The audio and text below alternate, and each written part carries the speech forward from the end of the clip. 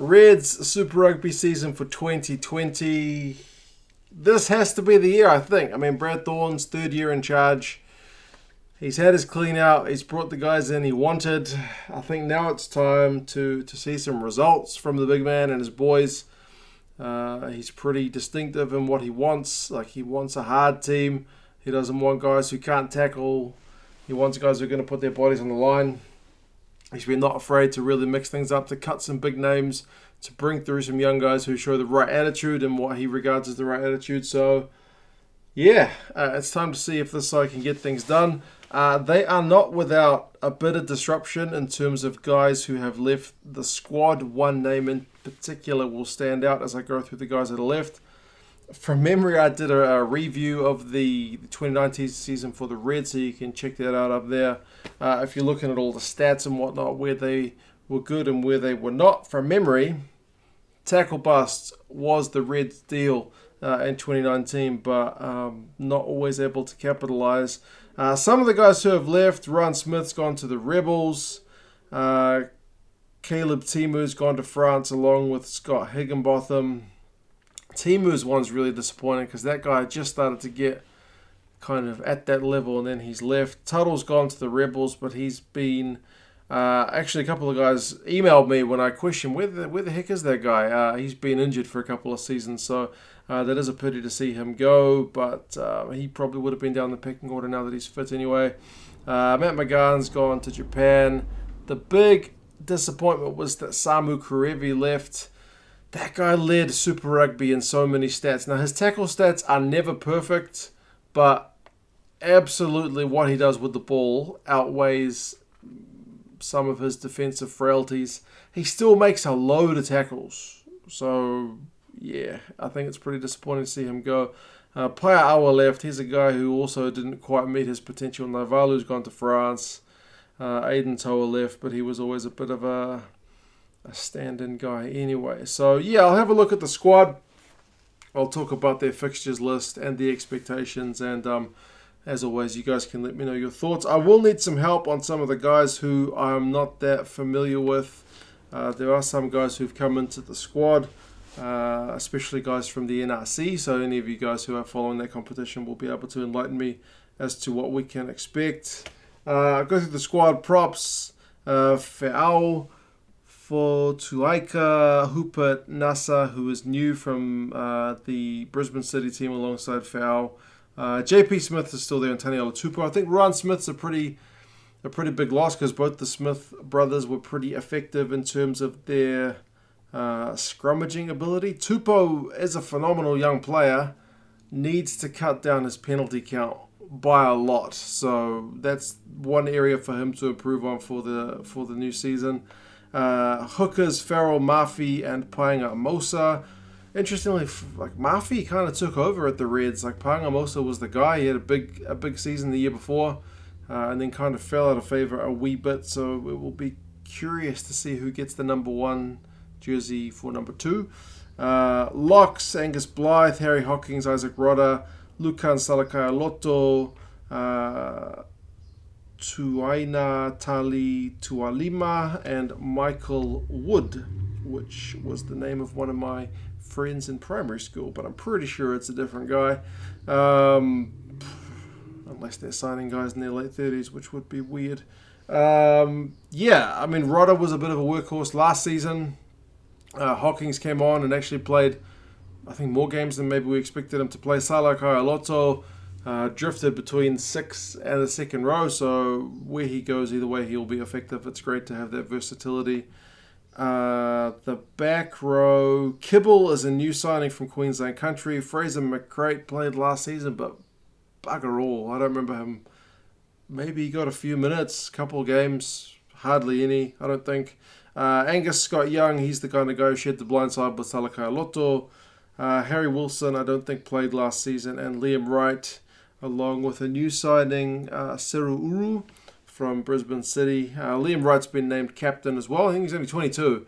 So, again, Thorne picks the guys who he thinks have got the right attitude. Not necessarily the guys with the biggest name or the most experience or the oldest. But, yeah, he picks the guys with the right stuff up here.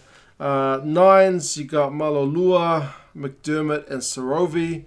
McDermott seems to be the favoured guy. I think one of you Reds fans, when emailing me, called him the chosen one. It'll be interesting to see if he continues the theme of nines who have bad haircuts, but as long as he does stuff with the ball, I guess who cares? He did cut his hair last season, didn't he? So, yeah.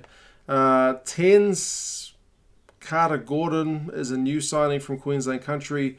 Hamish Stewart, he played last season, didn't kick many goals. They kind of left that to Bryce Hegarty from fullback. But yeah, it will be interesting to see. They've also got Isaac Lucas, so I think he played 10 in the preseason game the other day. So it may be him that ends up running the show. Feawai Saltia's there, probably one of the more underrated players in Australia. I think that guy has the potential to really hit things up, and he may be a like-for-like replacement for Karevi as much as you can have one. But they've also got James O'Connor there too, and Hunter Paisami, who I've heard lots of good things about. Supposedly he is one to watch. Outside backs, Jock Campbell, Filippo Dargunu, who scored like 5 tries the other day and also got banned for 5 games? I haven't even seen. I think it was a bad tackle from memory. Jordan Pataya, who could play the midfield, who couldn't play the outside backs. He's got a big career ahead of him. Hopefully that guy stays fit because he's had his injury worries. Henry Spates is signing from the Brumbies.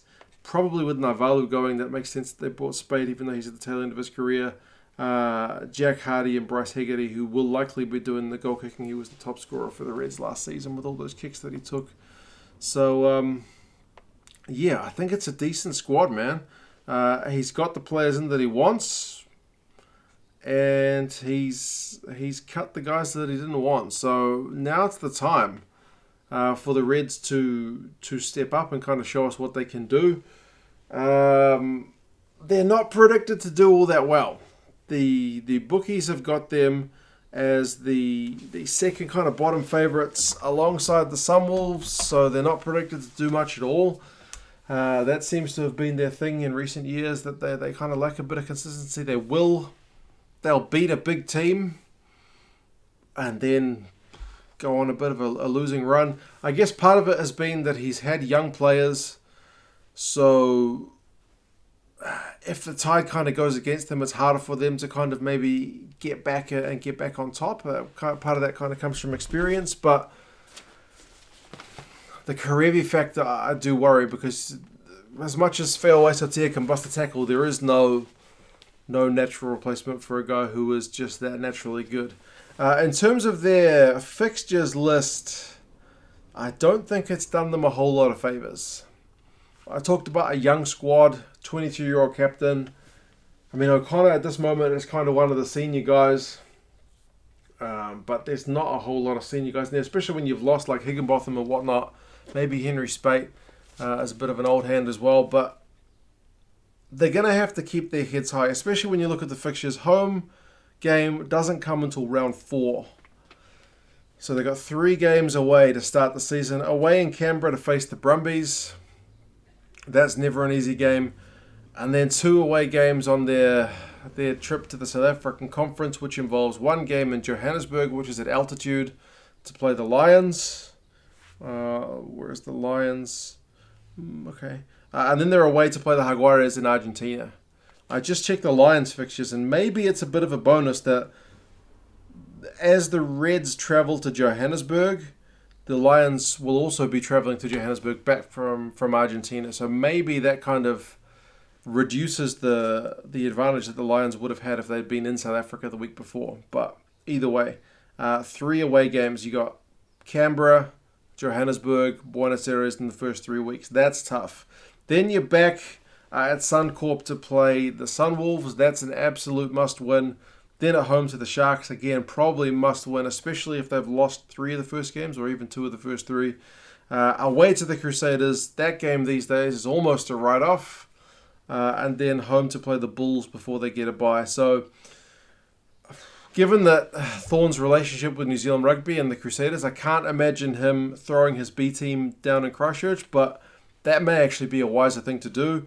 Play your first team against the Sunwolves and the Sharks. Play your reserve guys against the Crusaders because they're probably going to get beaten. And then save your good guys for the Bulls. But then I guess you've got to buy the next round anyway. So if they're needing a rest, they'll get one with the bye. Home to the Brumbies, away to the Sunwolves, home to the Rebels. Again, that's not ideal. You'd like that trip to Japan to be not between two home games, but that is what it is. Away to the Waratahs, home to the Highlanders, then another bye. Final 4 games, you got 2 away and 2 at home. Away to the Blues, home to the Hurricanes. Sorry, the Hurricanes are after the Waratahs. So Waratahs, then Hurricanes, and then away to the Rebels. I think that looks pretty tough. I don't think that fixtures list does them a lot of favors, especially if they kind of go behind early. But yeah, not much you can do about that. You can only control the things you control. They have brought in some good names. Like I said, O'Connor's a good guy to bring in. Spate, even though people may not rate him in terms of him being past his best, in terms of experience, I think that's a good thing for the squad. Paenga Mosa is pretty much an established guy by this point. Likewise, Smith. So hopefully, all the Wallabies exposure, Rodder and Salakai Loto and some of these other guys have had will have a good influence on the team. It'll be an interesting one to watch. How do your Reds fans think that you're going to go? Do you think this is the season where they kick on, or do you still see them struggling towards the tail end of the table? What would be success? Is it playoffs? Is it getting near the playoffs? Is playoffs a must? Is it hopeful? I always think that third year is the time the coach needs to start getting it right. And I do have faith in Brad Thorne to get it right. So we'll see if that is rightly or wrongly placed. That's the Reds for 2020. You guys let me know your thoughts. And yeah, I will talk to you again soon. It is bloody hot over here. I know it's not like Queensland hot, but it's hot here in Auckland. It's hard to believe that Super Rugby is as close as it is, like 8 days away. Talk to you guys again soon.